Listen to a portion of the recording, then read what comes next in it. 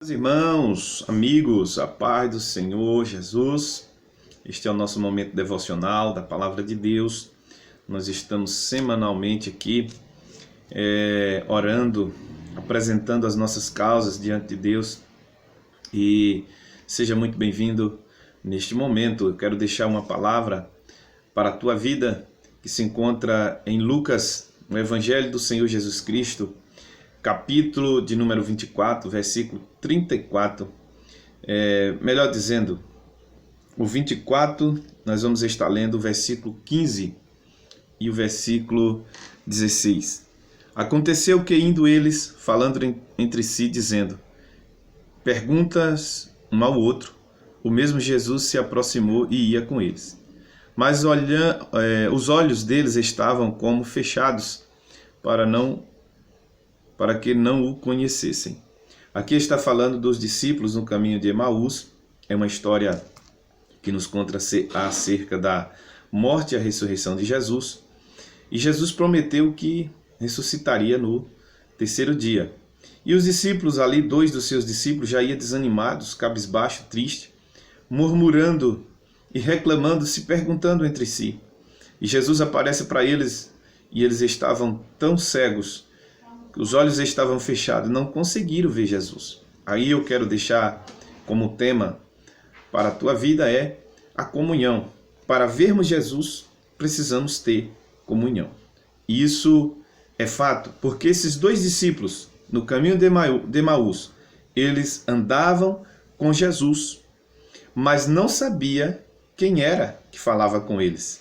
Quantas vezes Jesus está conosco e às vezes até falamos com ele, mas não o reconhecemos. Querido, preste bem atenção, porque não é só por falar com Jesus. Precisamos reconhecer que Jesus também fala conosco.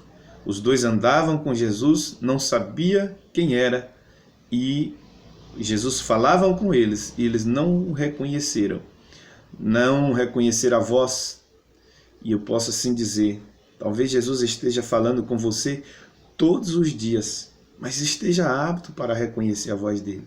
Eles estavam tristes, diz no versículo 17 desse mesmo capítulo, o qual nós lemos, que eles estavam tristes.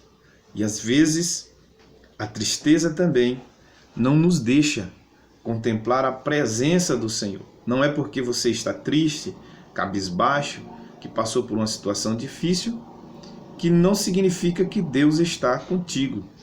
E às vezes isso pode acontecer. Mas eu quero dizer para você que mesmo em meio à tristeza, Jesus anda com você no meio das lutas, no meio das tempestades, no meio das dificuldades. Mas não deixe que os teus lamentos, as tuas murmurações, torne grande impedimento para você reconhecer Jesus na tua vida. Não deixe, não permite. O versículo de número 25 diz que eles até esqueceram da profecia, eles até esqueceram do que havia sido profetizado, e foi necessário naquele dia Jesus lembrar para os mesmos. Mas mesmo Jesus lembrando do que havia dito os profetas, nem isso fez com que seus olhos fossem abertos. Tem muita gente que está esquecendo do que foi profetizado, tem muita gente esquecendo do que foi dito através da palavra de Deus. E isso tem dificultado a caminhada de alguns. Mas a promessa de Deus, a profecia bíblica revelada, a profecia escatológica diz que Jesus virá para buscar a sua igreja. Não se esqueça disso, meu amado, minha amada, igreja do Senhor.